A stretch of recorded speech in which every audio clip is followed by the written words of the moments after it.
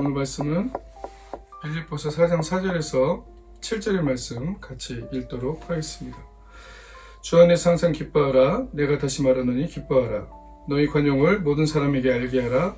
주께서 가까우시니라. 아무것도 염려하지 말고 다만 모든 일에 기도와 간구로 너희 구할 것을 감사함으로 하나님께 아뢰라. 그리하면 모든 지각에 뛰어난 하나님의 평강이 그리스도 예수 안에서 너희 마음과 생각을 지키시리라. 아멘. 마음의 평안을 지키는 비결이라는 주제로 오늘 말씀을 나눠보고자 합니다. 우리 삶에 마음의 평안이 없으면 궁극적으로는 우리는 행복한 삶을 살아갈 수가 없습니다. 마음에 병이 들고 우리 마음의 생각이 항상 불안과 걱정과 또는 다툼과 미움이 가득하게 되는 그러한 일들이 생기게 되는 것이죠. 평안이라는 것은 평화를 얘기합니다. 평화는 샬롬의 히브리어에서 온 말인데 이 샬롬이라는 말을 우리가 자주 사용하는 이유도 그것입니다. 이스라엘 사람도 인사할 때마다 평안이라고 이야기를 했습니다. 평안이냐? 네가 온 것이 평안이냐? 평안의 소식을 가지고 오느냐? 나의 삶이 평화를 이루는 삶을 살고 있느냐라는 것을 계속적으로 질문하고 있는 것이죠. 정말로 내 안에 진정한 평안이 있는가? 내 안에 정말로 평화로운 삶을 살고 있는가라는 것을 우리는 스스로 질문해 봐야 될 때입니다. 이것이 없을 때 우리에게 아무리 우리에게 좋은 집이 있고 아무리 많이 배우고 아무리 큰 권세가 있어도 그 평안이 없는 마음은 궁극적으로 그 사람을 행복하게 하는 삶을 살지 못한다는 것을 말씀하고 있는 것이죠. 어디에 있든지 우리가 평안할 수 있다면 우리의 삶은 기쁨과 감사가 넘쳐날 수 있기 때문입니다. 그래서 이것은 돈과 부귀와 권세로 이것을 살 수 있는 게 아닙니다. 사람들은 가끔씩 그렇게 생각을 하죠. 내가 돈을 많이 벌어서 풍요하게 되면 내 안에 평안이 있지 않을까? 또는 내가 공부를 많이 해서 지식을 많이 쌓게 되고 사람들보다 많이 알게 되면 평안이 있지 않을까? 내가 높은 지위에 오르게 되면 평안이 있지 않을까라고 생각합니다. 그것을 생각하는데 그 평안이라는 것을 빼고 생각하기 때문에 문제가 되는 것입니다. 행복할 것이라고 생각을 해요. 이것을 가지면, 이것이 있으면 조건부를 내세웁니다. 그 조건이 충족이 되면 나는 행복할 것이다. 나는 성공한 것이다. 나는 더 이상 바랄 것이 없다. 이런 생각들을 하게 됩니다. 그러나 우리가 추구하고 생각하는 내가 생각하는 행복할 것이라는 그 개념 안에서는 인간은 결코 행복해지지 않는다는 것을 우리는 경험으로 알고 있어요. 어떤 것들을 원하는 것들을 받았을 때 그 행복감은 얼마나 갑니까? 한 길면 일주일? 그죠? 그 정도밖에 가지 않는 게 우리 인간의 삶의 방식들이에요. 삶의 특성들입니다. 우리의 마음에 진정한 평화가 자리 잡게 할 수 있는 것은 오직 하나님께 주신 평안으로만 가능한 것인데 이것은 그리스도 예수가 주신 그 길을 따라서 우리가 하나님께 우리의 삶을 맡겨 드릴 때 나의 무거운 짐들을 하나님께 맡길 때만이 우리에게 진정한 평화가 이루어진다는 것을 말씀하고 있습니다. 우리 마음에 평안이 있습니까? 우리 마음에 진정한 그리스도의 평화가 있습니까? 나와 이웃의 삶에 평안을 이루는 삶, 평화를 이루는 삶을 우리가 살고 있습니까? 예수님께서 산상수훈 첫 번째 산에서 하신 설교에서 화평케 하는 자는 복이 있다라고 말씀하고 있는 것이죠. 화평케 하는 자는 복이 있나니 저가 하나님의 아들이라 일컬음을 받을 것이다. 신의 아들만이 화평케 할 수 있다는 것을 이야기한다는 것입니다. 세상에 신의 자녀만이 화평케 할 수 있다는 것을 얘기한다는 것이죠. 신의 자녀가 되는 길은 무엇입니까? 하나님의 자녀가 되는 길은 예수 그리스도가 열어놓으신 그 죄사함의 길을 통하여서 우리가 하나님의 길로 들어간다는 것이죠. 이것이 이론이 아니고 예수님이 이미 그것을 보여주셨기 때문에 그리스도가 살아가는 것과 같은 삶을 우리가 추구하면서 살아갈 때 우리의 모든 삶의 영역에서 하나님의 함께 하시는 복이 임하고 하나님의 평화가 드러난다는 것을 말씀하고 있습니다. 그 평화가 드러나지 않기 때문에 우리는 항상 불안하고 걱정하고 경쟁하고 시기하고 미워하고 어떠한 것들을 먼저 선점하려는 이러한 일들이 일어난다는 것입니다. 사도 바울은 어떤 상황에 있어도 그의 마음에 감사를 잃지 않았다라고 이야기하고 있죠. 감사를 잃지 않았다는 것은 내 마음에 평안함이 있었기 때문에 기뻐하고 감사할 수 있는 것이라고 말하는 것입니다. 빌립보서 4장 오늘 4절에도 그렇게 말씀하는 것이죠. 주 안에서 항상 기뻐하라. 내가 다시 말하는 기뻐하라. 기쁨은 언제 할 수 있습니까? 나의 마음에 기쁨이 솟아날 때 기뻐할 수 있죠. 그것은 내가 주위 환경에 상관없이 주위 환경에 눌리지 않고 그것을 넘어섰을 때 그 상황에서 하나님께 감사와 기쁨이 나올 수 있는데 그것의 근거는 내가 내 마음과 생각이 하나님의 평안으로 가득 차 있다는 것을 이야기하는 것입니다. 그래서 빌립보서 4장 6절에서는 아무것도 염려하지 말고 다만 모든 일에 기도와 간구로 너희 구할 것을 감사함으로 하나님께 아뢰라 라고 말씀하고 있는 것이죠. 기도를 드릴 때 우리가 간구하고 또 구할 것을 하나님께 아뢰지만 그 구하는 것들 중에 가장 중요한 것이 바로 감사라는 것을 이야기하고 있습니다. 우리가 감사함으로 하나님께서 이루실 것을 미리 선포하고 이것을 이루어진 것으로 믿고 감사할 때 하나님의 평강이 우리의 마음과 생각을 지키게 된다라고 이야기하는 것이죠. 이 마음과 생각을 지키지 못하게 되는 것들이 바로 평안을 빼앗아가는, 우리 마음에 평안이 자리 잡지 못하게 하는 이유가 되는 것입니다. 이 이유는 무엇일까요? 어떻게 해야 평안을 얻을 수 있을까라고 생각하는데 평안이 왜 없는가를 우리는 돌이켜 봐야 한다는 것이죠. 성서에서는 이렇게 이야기합니다.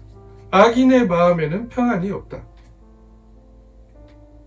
악인이라는 것은 무엇입니까? 하나님의 길에서 벗어나 있는 사람을 악인이라고 합니다. 하나님의 뜻과 하나님의 나라를 구하는 삶에서 벗어나 있는 것을 악인이라고 이야기합니다. 옳고 그름을 얘기할 때 우리가 하나님 안에 있는가 아니면 하나님 안에 있지 않는가를 이야기해야 된다는 것이죠. 무엇을 잘했네, 잘못했네, 저기 신호등을 지켰으니까 선인이고 지키지 않았으니까 악인이라는 부분은 부분적으로는 맞을 수 있습니다. 그러나 궁극적으로 성서는 우리 모두가 죄인이라고 이야기하기 때문에 이 죄의 길에서 벗어나는 사람들, 죄의 길에서 하나님의 길로 돌이키는 사람들, 내가 죄인임을 인정하면서 그 죄의 큰 무게를 주님의 십자가 앞에 내려놓고 그것을 벗어버리려고 간구하는 사람들에게 하나님께서는 옳다라고 예수 그리스도의 의의 옷을 입혀주신다는 것이죠. 그 옷을 입혀주신다는 것은 그 옷을 입고 그리스도와 걸어가는 삶을 이제는 산다는 것입니다. 우리의 생각과 마음이 그리스도께서 추구하신 그 방향을 향하여 걸어간다는 것을 말씀하고 있는 것이죠. 성서는 이것을 뭐라고 합니까? 돌이킴, 회심 또는 회개라고 이야기하고 있는 것입니다. 우리가 마음을 돌이키지 않고 내가 걸어가고 있는 삶의 방식을 고집하면서 그 방식 안에서 하나님의 나라를 찾으려고 할 때 평안이 없다는 것을 이야기하는 것입니다. 이것이 곧 악인의 마음에 평안이 없다는 말과 같은 말이에요. 악인의 마음에 평안이 없다. 아담과 하와가 죄를 짓고 하나님으로부터 멀어졌을 때, 하나님의 뜻을 거스려서 하나님으로부터 멀어졌을 때 어떠한 일들이 일어났습니까? 그들이 하나님을 두려워하여 숨었다라고 성서는 이야기하고 있는 것입니다. 이사야 48장 22절의 말씀이에요. 여호와께서 말씀하시되 악인에게는 평강이 없다 하셨느니라. 우리는 삶의 방식 중에서 정말로 어떠한 것들을 얻으려고, 이기려고, 어떠한 것들을 선취하려고 싸울 때가 많이 있다는 것이죠. 이것을 가지지 말라는 이야기가 아닙니다. 그러나 이것을 가지려는 그 목적에 우리가 집착해서 그것이 나의 행복의 최종 목적지가 될 것이라고 생각을 하기 때문에 우리는 평안 없는 싸움을 하게 된다는 것이죠. 평안의 복음의 신을 신고, 복음이라는 건 무엇입니까? 기쁜 소식, 나에게 구원의 길이 열려 있다는 그 놀라운 평안의 길, 하나님이 나와 함께 하신다는 그 평안의 복음의 신을 신고 우리가 삶을 걸어갈 때만이 발바닥이 안 아프겠죠. 그렇지 않으면 신발 안 신고 자갈밭을 걸어가고 가시밭을 걸어가고, 신발 안 신고 폭풍이 오는 길을 걸어갈 때는 우리에게 발바닥이 상당히 아플 것입니다. 평안의 복음의 신이라는 것은 이러한 의미라는 것입니다. 우리가 살아가는 과정에서 문제가 생기고 고난이 생기고 고통이 생겼을 때 우리는 평안할 수 있는 근거는 무엇입니까? 바로 복음의 신을 신고 있기 때문이라는 것이죠. 그 복음의 신은 무엇입니까? 하나님이 나를 구원하셨다, 하나님이 나와 함께 하신다는 것을 믿고 신뢰하고 그것을 의지하는 사람들을 그리스도인이라고 하기 때문에 그 복음의 신을 심은 사람들을 말하고 있는 것입니다. 우리는 과연 이 복음의 신을 신고 우리의 인생 여정을 걸어가고 있는지 다시 한번 우리는 살펴보아야 합니다. 죄를 지은 이후에는 평강이 없다는 것이죠. 죄를 지었다는 것은 그렇기 때문에 하나님의 길로부터 떠났다는 것을 얘기합니다.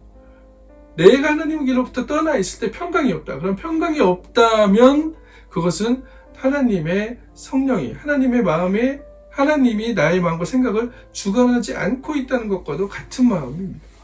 하나님의 평강이 나를 다스릴 때까지, 그렇기 때문에 우리는 기도하고 간구하고 감사함으로 하나님께 계속 아뢰면서 주님의 평강이 우리의 생각을 지킬 수 있기를 우리가 찾아가야 한다는 것을 말하는 것입니다. 참된 평안이 없는 인생은 궁극적으로 불행한 인생이기 때문입니다. 그래서 우리는 로마서 12장 12절은 이렇게 얘기를 하죠. 너희는 이 세대를 본받지 말고 오직 마음을 새롭게 함으로 변화를 받아 하나님의 선하시고 기뻐하시고 온전하신 뜻이 무엇인지 분별하도록 하라. 마음을 새롭게 함으로 변화를 받을 때만이 하나님의 기뻐하시고 선하시고 온전하신 뜻이 분별할 수 있다는 것을 이야기합니다.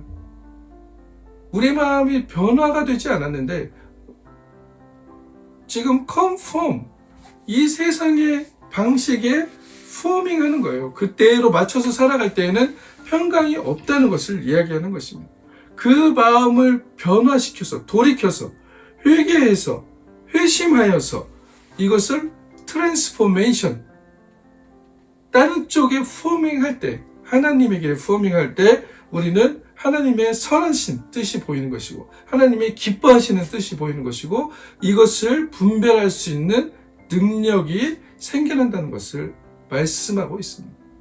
대부분의 평안이 없는 삶의 근거에는 그렇기 때문에 탐욕이라는 것이 자리를 잡고 있습니다. 아담과 하와가 무엇 때문에 선과 악을 알게 하는 나무의 열매를 먹었습니다. 탐욕 때문이죠. 내가 이것이 보암직도 하고 먹음직도 하고 탐스럽고 하나님과 같이 될 거라는 그 자신의 욕망을 실현시키려다가 그들은 선과 악을 알게 하는 나무를 먹고 오히려 하나님으로부터 멀어지고 진정한 선과 악을, 하나님의 기뻐하시는 뜻과 온전하신 뜻과 선하신 뜻을 분별할 수 있는 능력을 오히려 상실해버렸다는 것을 이야기하고 있는 것입니다. 여러분은 행복한 삶을 살길 원하십니까? 기뻐하는 삶을 살길 원하십니까? 내 삶 가운데 어떠한 고난이 오고 어떠한 즐거움이 오고 어떠한 문제가 생기고 어떠한 좋은 일이 생겨도 그 순간에 매 순간 감사하고 평안의 복음의 신을 신고 걸어가길 원하십니까? 내 삶에 하나님의 아들이라 일컬음을 받기를 원하십니까? 화평케 하는 자라는 사람들로부터의 그 놀라운 고백들을 이끌어내기를 원하십니까? 그렇다면 우리는 하나님의 그 길로 순종하면서 들어가야 되는 것이죠. 하나님께 나를 맡겨드릴 수 있는, 어쩌면 이게 죽으면 죽으리다의 각오가 갔을 수도 있습니다. 왜 그러냐면 세상이 볼 때는 가끔씩은 바보스러운 일로 보일 때가 있거든요. 십자가의 도가 저들에게는 미련하고 죽는 것처럼 보였지만 그리스도인들에게는 하나님의 진리를 아는, 하나님의 길에 있는, 이 세상을 창조하신 하나님의 법칙에서는 그것이 바로 진정한 생명의 길이라는 것을 말씀하기 때문입니다. 사무엘상 25장 22절은 그렇기 때문에 순종이라는 것을 이야기합니다. 하나님의 길에 내가 자발적으로 하나님께 그 고백들을 드리면서 가려고 하는 그 고백들, 그 추구함, 그 길을 걸어가는 것, 이것을 순종이라고 하는 것이에요. 가끔씩은 이해할 수도 없지만 하나님께서 분명히 나의 길을 통하여서 선하게 이 길을 인도하실 것이라는 그 믿음을 가지고 나아가는 그 순종이 제사보다 낫고 듣는 것이 수양의 기름보다 낫다라고 이야기하고 있습니다. 사울이 사무엘을 기다리지 못하고 하나님께 자신의 방식대로 제사를 드려버리는 방식이 사무엘상 25장 22절에 나오죠. 그때 사무엘이 도착해서 한 얘기가 무엇입니까? 순종하는 것이, 하나님의 뜻을 듣고 하나님의 뜻에 따라서 살아가는 방식을 결정하는 것이 내가 1000마리의 소를 드리는 것보다, 하나님께 양의 기름을 드리는 것보다 훨씬 더 아름다운 제사라는 것을 이야기해주고 있는 것입니다. 사람들은 가끔씩 이 겉에 보이는 형식에 치우쳐서 이러한 진정한 순종의 의미를 놓칠 때가 많다는 것이죠. 사울은 전쟁에 나가서 하나님께서 모든 것을 하라고 명령하셨을 때 자기가 보기에 좋은 것들은 그것을 멸하지 않고 남겨놓은 적이 있었습니다. 이것은 하나님께 제사 드려야지, 이렇게 좋은 거를 버릴 순 없지, 이거 하나님께 써야 되지 않나 라고 순종하지 않고 그것들을 가져와서 자신의 뜻대로 하나님께 예배하고 제사하려고 하였던 것이죠. 하나님으로 길로 걸어갈 때만이 우리의 삶에는 평강이 있습니다. 하나님의 응답하는 기도를 우리가 찾으면서 매일 체험하면서 갈 수 있는 것은 바로 우리가 하나님의 길 위에서 기도할 때만이 하나님께서는 그 기도를 들으시고 우리의 삶의 기도의 문제들에 해결해 주시고 여리고의 길들을 열어주시며 요단의 길을 열어주시고 홍해의 길들을 열어주시는 것을 말씀하고 있는 것입니다. 나를 창조하신 하나님이 여러분을 가장 잘 아는 것이죠. 내가 나를 안다고 생각하시는 분들이 많이 있습니다. 과연 내가 나를 잘 알까라고 돌아봤을 때 나는 나 자신을 오히려 더 보지 못합니다. 객관적이란 얘기들이 있죠. 내가 눈이 여기 붙어 있고 귀가 여기 붙어 있고 코가 여기 붙어 있기 때문에 내가 잡아내는 상과 내가 잡아내는 그 관점밖에 나는 나를 볼 수가 없는 것이죠. 오히려 타인이 조금 더 객관적으로 볼 수 있다라고 얘기하지만 그 타인 또한 자기의 경험과 자기가 잡아내는 그 상으로만이 나를 볼 수밖에 없기 때문에 그도 나를 다 안다라고 얘기할 수가 없습니다. 나를 가장 잘 아시는 분은 바로 나를 창조하시고 나를 눈동자같이 지키시고 나의 머리칼까지도 셈바 되시는 하나님께서 여러분들을 가장 잘 아신다는 것을 기억하시기를 바랍니다. 우리 인생길을 하나님께서 이곳에 보내주셨고 우리가 살아가는 이 삶을 하나님께서 열어주셨는데 하나님을 의지하고 그 길로 나아갈 때 하나님께서는 우리에게 최선의 길로 인도하시는 것이죠. 그 길 위에서 여러분들이 기도할 때 하나님께서는 분명 여러분들의 기도에 응답하시고 화답하시고 여러분들의 작은 문제에서부터 하나님의 나라를 구하는 그 놀라운 영역까지 여러분들의 그 작은 문제의 해결들이 하나님의 영광으로 드러날 줄을 믿습니다. 이렇게 되시는 여러분들의 삶이 되시기를 또한 간절히 기도하고 축복합니다. 마음의 평안이 있는 삶, 이 삶은 하나님과 함께 걸어가는 삶입니다. 평안의 복음의 신을 싣고 이 세상을 화평케 하며 내 안에 평안을 잃지 않으면서 모든 것을 기도와 간구로 하되 감사함으로 하나님께 아뢰을 때 하나님께서는 지각에 뛰어나신 하나님의 평강이 어디에부터 시작합니까? 우리의 마음과 생각을 지키실 것이라고 말씀하고 있는 것입니다. 무릇 지킬 만한 모든 것보다 우리의 마음을 지켜야 우리의 마음에서 생명의 근원이 나온다고 잠언서는 말씀하고 있는 것이죠.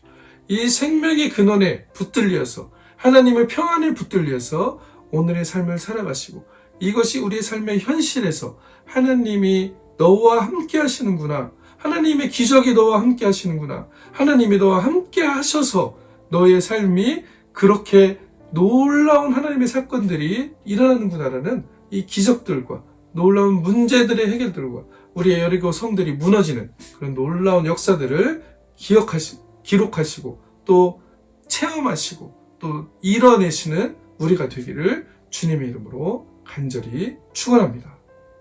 아멘.